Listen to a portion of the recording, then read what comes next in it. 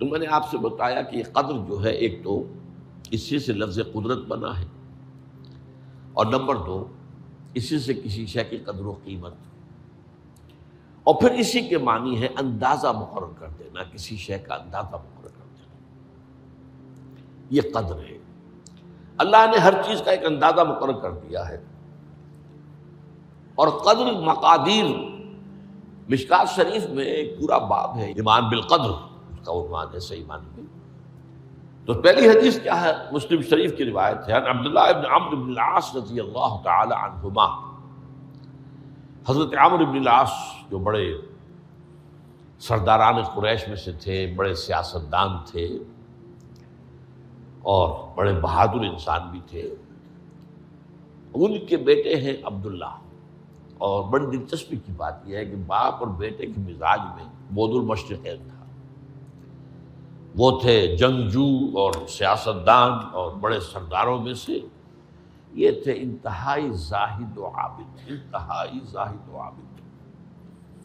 انہی کے بارے میں آتا ہے پوری رات کھڑے رہتے تھے نوافل میں، اور ہر روز روزہ رکھتے تھے، جس پر حضور نے یوں کہنا چاہیے کہ ڈانٹ پلائی۔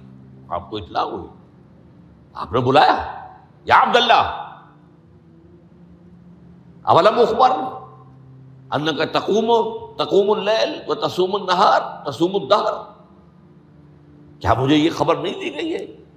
یعنی مجھے یہ خبر ملی ہے کہ تم پوری رات کھڑے رہتے ہو، نماز پڑھتے ہو، تم ہر روز روزہ رکھتے ہو، اب کیا کرتے؟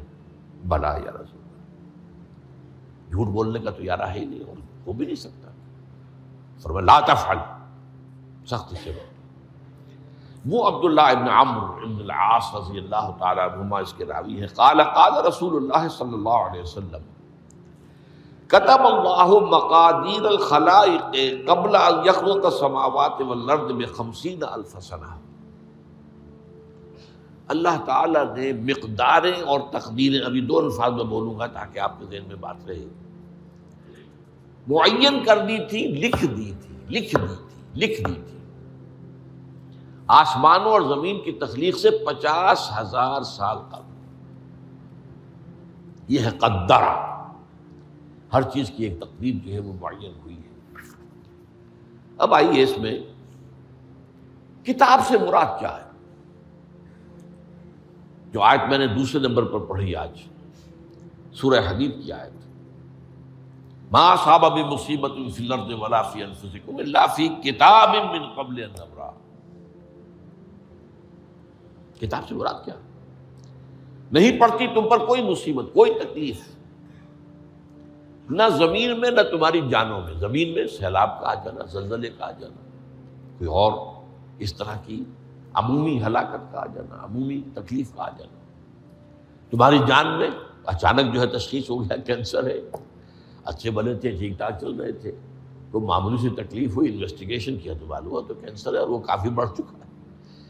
لیکن جو شے بھی آتی ہے، چاہے تمہاری جان پر آئے چاہے زمین پر آئے، وہ ایک کتاب میں لکھی ہوئی موجود ہے، اس سے پہلے کہ ہم اسے ظاہر کریں۔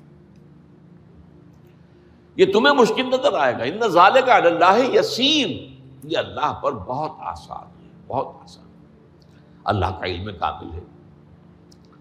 تو معلوم ایک بات جان لیجئے کہ حقیقت کتاب سے مراد اللہ کا علم قدیم ہے، اللہ کا علم حادث نہیں ہے، معاذ اللہ ثم معاذ اللہ، کہ کوئی شے ہوئی تو اس کے علم میں آئی۔ یہ ہمارے ہاں بعض گمراہ فرقوں کا عقیدہ ہے، اسے بدع کہتے ہیں، کہ اللہ کے علم میں بدع بھی ہے، یعنی کسی واقعے کے ظہور کے بعد اس پر کسی شے کا منکشف ہونا، معاذ اللہ ثم معاذ اللہ، یہ شان خداوندی سے بہت بڑی ہے۔ وہ تو عالم ما کان و ما یکون ہے، جو بھی کچھ تھا اور رہا ہے آج تک ہمیشہ سے ہے، اور جو بھی کچھ ہوگا وہ سب اس کے علم میں آن واحد میں موجود ہے۔ آن واحد، یہ آن واحد کے لفظ کو اچھی طرح سمجھ لیجیے۔ مجھے سب سے پہلے تجربہ ہوا تھا، یہ سن میرا خیال ہے کہ 67-68 کی بات ہے، میں نے پہلا ہفائی سفر کیا تھا لاہور سے کراچی۔ اس وقت فوکر چلتا تھا، فوکر فرینڈشپ، چھوٹا جہاز کے چڑیا والا، اور کرایہ 90 روپے تھا نائٹ کوچ کا۔ آپ تصور کیجیے. تو میں چونکہ مجھے جغرافیہ سے دلچسپی ہے اور فوکس زیادہ اونچا نہیں ہوتا، تو میں دیکھتا جا رہا تھا کھڑکی سے، اس وقت ہم کہاں پہنچ گئے، اب کہاں پہنچ گئے. اب جو روشنیاں نظر آ رہی ہیں کس شہر کی ہیں؟ یہ اکاڑے کی آ گئی، یہ ساہیوال کی آ گئی، یہ آگے اور آگے آئی. ایک دم میں نے دیکھا کہ 3 شہروں کی روشنیاں میں ایک وقت دیکھ رہا ہوں.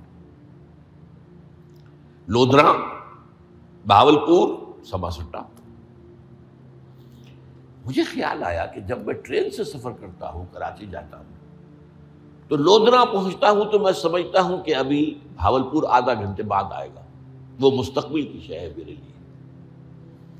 بہاولپور پہنچتا ہوں تو لودھرا میرے لیے ماضی کی بات بن جاتی ہے. آدھے گھنٹے پہلے لودھرا آیا تھا، اور آدھے گھنٹے کے بعد جو ہے سماسٹا آئے گا. وہ میرے لیے مستقبل بن گیا، لودھرا ماضی بن گیا.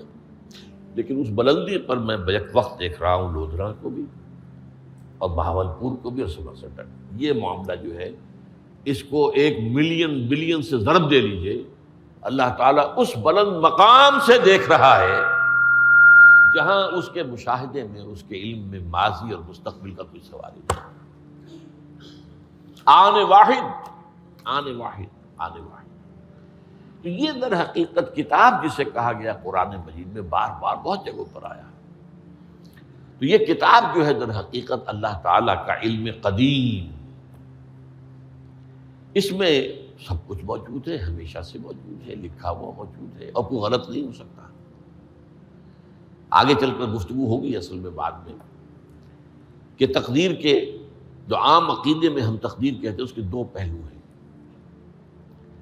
ایک پہلو ہے ما اصاب علی الانسان، جو کچھ انسان پر آتا ہے مصیبت، جیسے ابھی آیت میں نے پڑھی ما اصاب من مصیبت فی الارض ولا فی انفسکم.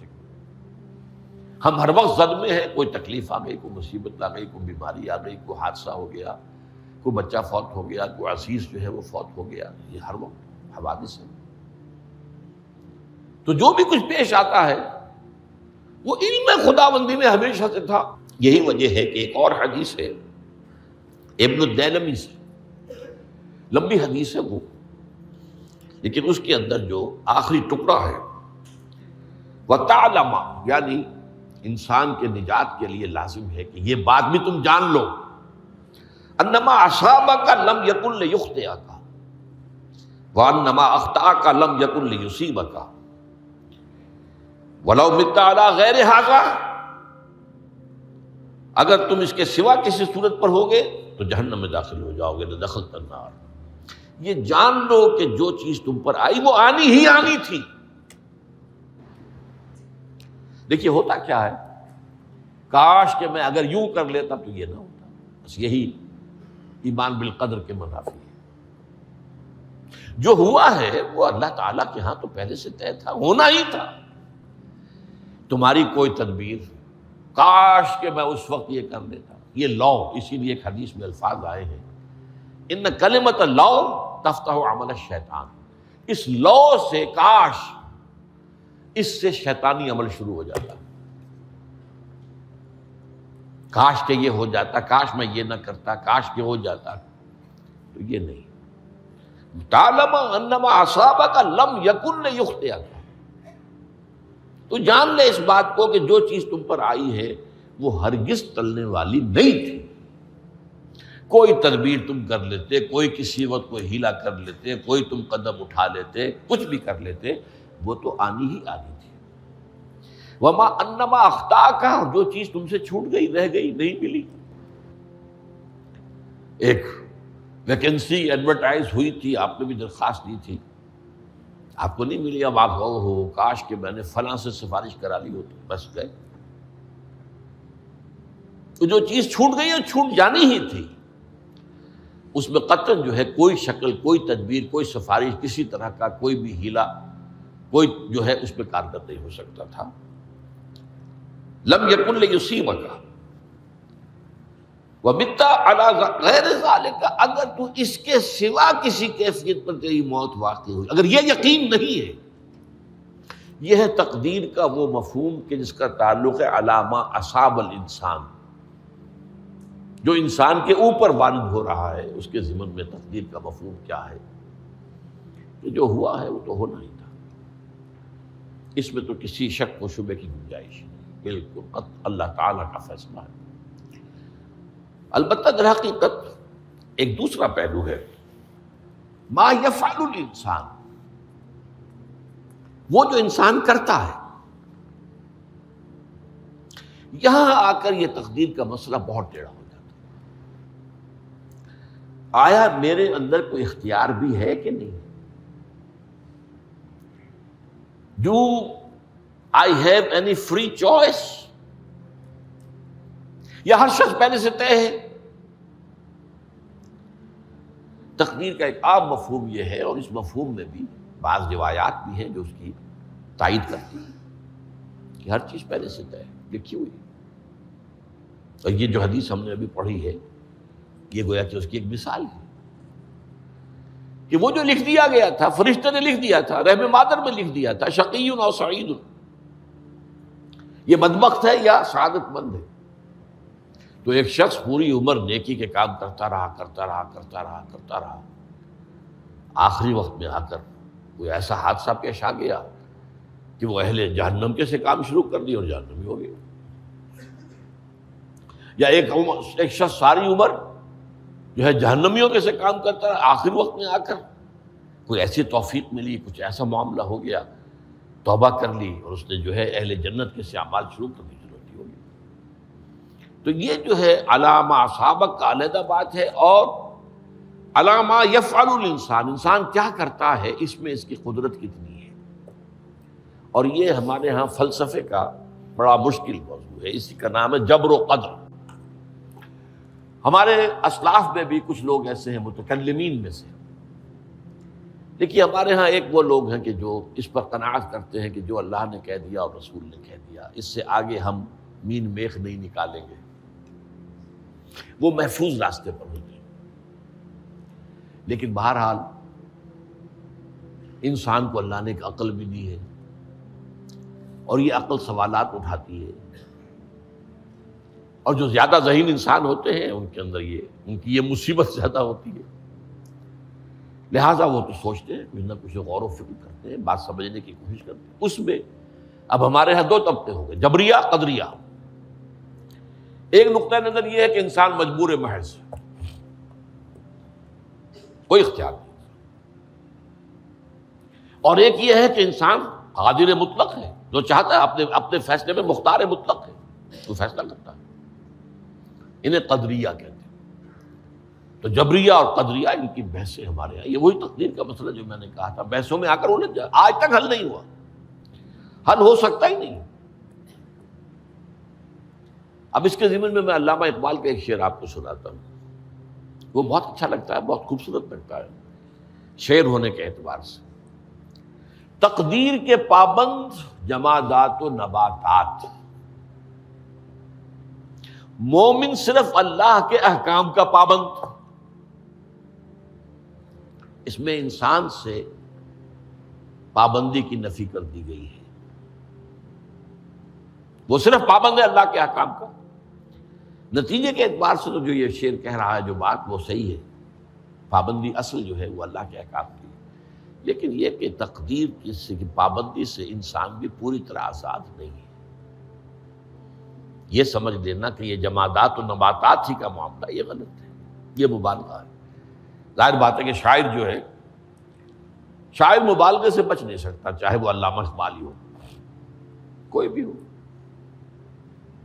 تو اسی لیے سورہ شعراء کے اندر جو عام شعراء کی جو صفات بیان ہوئی ہیں وہ آپ کے ذہن میں آ گئی ہوگی۔